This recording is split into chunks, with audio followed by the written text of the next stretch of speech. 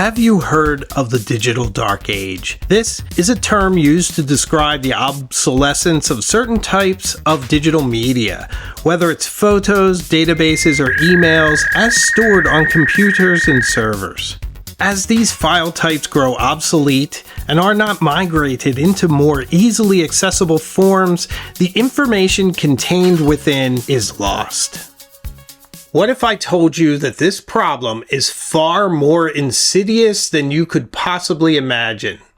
What if I told you that media that we all know well and counted on to be there forever has been wiped clean, either because the files were outdated or the corporate custodians of this information deemed them of too little value to preserve them? Let's take the example of Paramount. Paramount made the infuriating decision to destroy 2 decades worth of episodes and materials from The Daily Show with Jon Stewart. This was purely a financial decision, but think of the desolation it wrought across the cultural landscape. Now I know you might be thinking, what value does a comedy show about politics really have? But think about it for a second. Imagine that you're a researcher and you're wanting to do research about the changing trends in political discourse over the Bush and Obama era, and you want to get a sense of the zeitgeist at any given time. Wouldn't this be an excellent source to go to? Or imagine if in one of those interviews, something that was said becomes culturally relevant or very, very important, and you want to get the original quote or the original snippet, and it's just not there. All that's left now of that show are those clips that have filtered out to other media like YouTube for whatever reason, important or not. Or take the case of MTV News. It's bad enough that MTV, the once strong bastion of music and culture, has been reduced to a shell, just hosting a marathon of game shows and reality shows. And the reason for this? You cannot pull a Nielsen rating on a single video, and if you cannot do that, you cannot sell advertising. And of course, other reasons like licensing and costs. But do you remember the glory years of Kurt Loder? Kurt Loder was there for virtually any important event that happened within music in the last 40 years. The MTV Music News website was shut down in 2023, and over 2 decades worth of materials was simply just wiped. This was a cost-cutting move from Paramount. Now, the Internet Archive did its best to salvage some of it, and they should be celebrated for this. I also want to note that a source close to production at Paramount told Rolling Stone that nothing on MTV News has actually been wholly deleted, and that the company is, quote, exploring how to make this important content available in a more efficient way, end quote.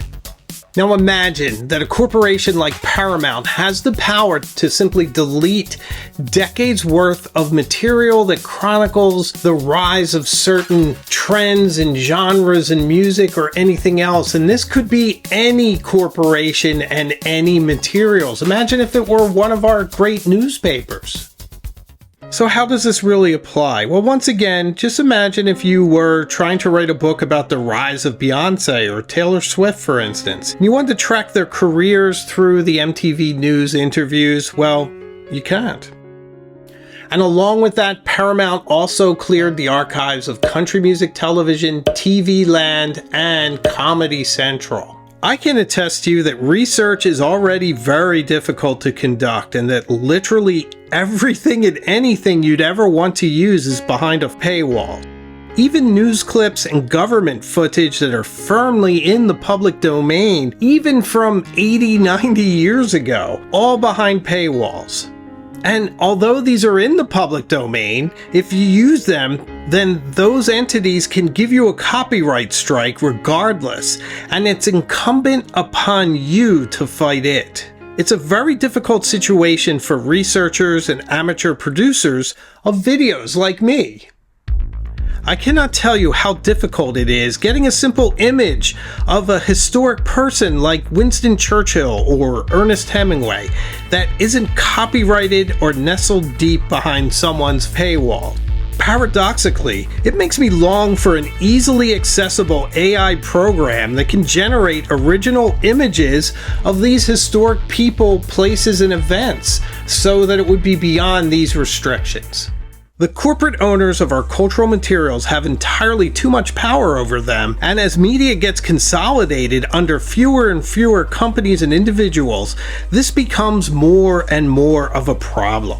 Or imagine if your local library was outsourced to a corporation, or one of the great newspapers, as I mentioned, just decided to delete its archive. I've used articles from the New York Times that date back to the 1920s. Now think of how your own family history has been slowly drained away, either in photo albums that no one has digitized or those old VHS tapes that are in a box in the attic. Personally, I had 10 years of my life that was tied to a certain Apple ID that once I replaced my computer, I could no longer get into. So my 30s were just virtually wiped clean. All those incredible pictures of my beautiful dog, Carmina Burana, were all lost. I only have a few now, and it's really a shame. And that is part of the digital dark age. I'm sorry, Dave. I'm afraid I can't do that. So how can you protect your family history? Well, you can certainly upgrade file formats as much as possible, although this can be logistically difficult and frankly expensive. But if you really want to preserve the important details of your family history, the one file type that is never outdated is your journal. Take pen to paper. Use document quality, water-fast fountain pen ink, fine paper, and write. Write as if you are addressing posterity, because you are. Write of your accomplishments, your anxieties, your hopes and your fears, so that they may connect with someone many generations from now. Perhaps all of this media is our attempts to connect through words, through lines, through time, like some ancient cave painter stenciling their hands against the wall in candlelight, or some Roman scribe transcribing the words of mighty Caesar.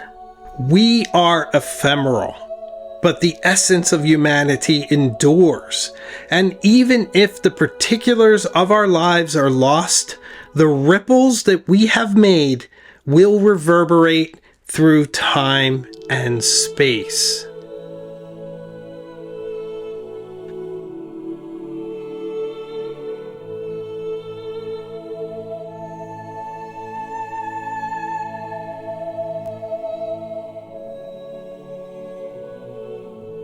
So value your family's history, commit it to paper, and cast it out into the world. You never know what kind of effect it's going to have. So what do you think? Have you been affected by the digital dark age? What do you think we should do to combat all of the archives that seem to be disappearing from our lives? Let me know in the comments. And if you've reached this point, please subscribe. I'd love to have you along with us on this journey. And if you want to support the channel even more, membership is available. And we have a pen pal group for Cognoscenti and Illuminati members. I'd love to see you there. So I make new videos all the time, and they're all a little different, so I try to keep it fun. But I can promise you we will see each other again, either on the live show or in a video very soon. So take care of yourself, and I'll see you further up the road.